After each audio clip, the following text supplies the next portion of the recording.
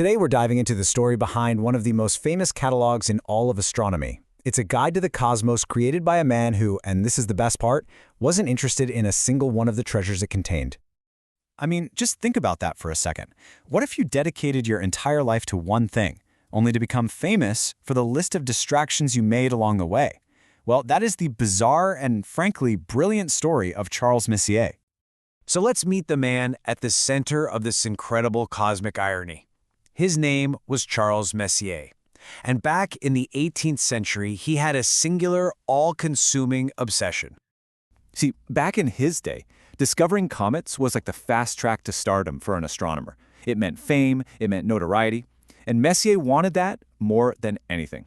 He spent night after night after night glued to his telescope, hunting for those ghostly wanderers in the sky. But he kept running into this problem. Through his telescope, he'd spot a faint, fuzzy patch of light. His heart would start racing. Could this be it? A new comet? But then he'd check again the next night, and, it would be in the exact same spot. It wasn't moving, so it wasn't a comet. It was just an annoyance, getting in his way. So what do you do with a growing list of professional frustrations? Well, if you're Charles Messier, you turn it into one of the most important documents in the history of astronomy. You have to understand, the Messier Catalogue wasn't born from a desire to create a greatest hits of the cosmos. No, it was a do-not-bother list. A practical tool he made so he wouldn't waste time looking at the same comet imposters over and over and over again. So he published his final version of the list way back in 1781, with 103 objects on it. Over the next couple of centuries, a few more got added by other folks, bringing the official total to the 110 Messier objects that astronomers, from backyard amateurs to professionals, absolutely cherish today. So what exactly was on this famous ignore list? Well, it turns out his annoyances were some of the most beautiful objects you can possibly see in the night sky. So, let's take a little tour, shall we? We'll start with these vast families of stars we call clusters. Now, these clusters come in two very different flavors.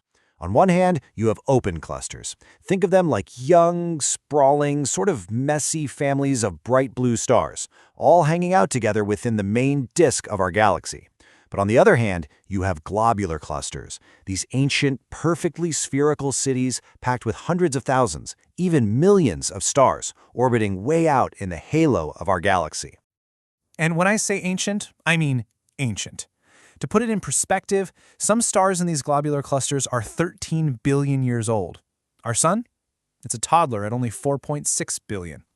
These things are true cosmic fossils, leftovers from the dawn of the universe itself. All right, let's talk about maybe the most famous open cluster of them all, Messier's 45th object, which you probably know as the Pleiades. On a clear night, you can see it with your own eyes. So here's a question for you. How many stars can you actually spot?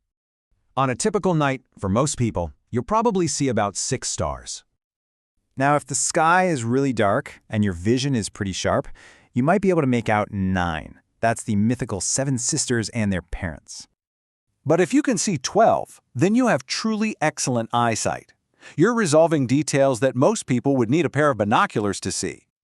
All right, moving beyond star clusters, Messier's list is also famous for its absolutely stunning collection of nebulae. These are just these vast, beautiful clouds of gas and dust out in space. They're the places where new stars are born and where old stars go to die. Okay, this is one of my favorite facts ever. Even though these nebula can be hundreds of light years across, they are incredibly thin. I want you to imagine taking just 1 kilogram of material, about 2 pounds, and spreading it out over a volume larger than the entire planet Mars. That is the kind of mind-bogglingly low density we're talking about here. So Messier cataloged a few different types. You have bright nebula, which are basically stellar nurseries glowing from all the new stars being born inside. You have dark nebulae, which are these dense dust clouds that we only see because they're blocking the light from stars behind them. And then you have these things with a very misleading name. Planetary nebulae.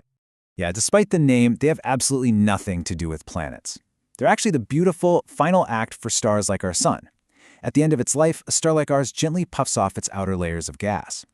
The hot, dead core that's left behind then illuminates that expanding shell, creating these incredible, intricate structures. And just so you know, in about 6.5 billion years, this is going to be our solar system.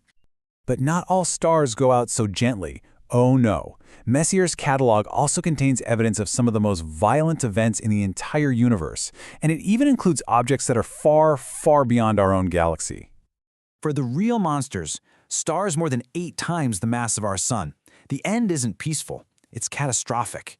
They don't puff, they explode. It's called a supernova, and it can briefly outshine its entire host galaxy. What's left behind is this expanding, chaotic cloud of superheated gas called a supernova remnant. And speaking of galaxies, Messier catalogued dozens of them. Of course, to him, they were just more annoying fuzzy patches in the sky. He had no idea he was looking at entire island universes, each one a collection of hundreds of billions of stars, just like our own Milky Way, but seen from an unimaginable distance. And all of this brings us right back to that beautiful, central irony of the story.